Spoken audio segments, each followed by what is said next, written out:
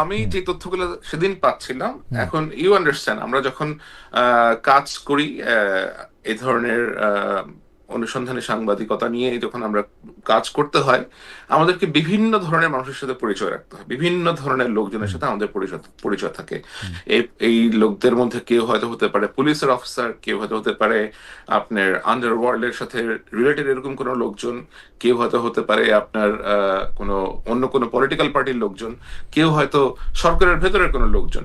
Not necessarily যে ইন্টেলিজেন্সের লোকজন অথবা সিকিউরিটি ফোর্সের লোকজনই দিচ্ছে।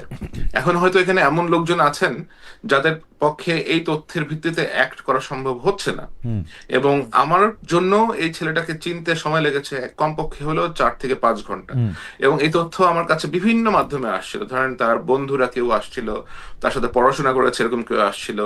এই ছেলে আপনার বেসিসের মেম্বার ছিল, সে মোস্তফা জব্বার যিনি ছিল তার কাছ থেকে পুরস্কার নিয়েছে। এবং ওই যে আইটি সোসাইটি, আপনার বেসিসের যে একটা সোসাইটি হুম আছে, ওই সোসাইটির ভেতরের লোকজন আমাকে রিচ আউট করেছে যে আমরা এই ছেলেটাকে চিনতে পারতেছি, এই ছেলেটা হচ্ছে এই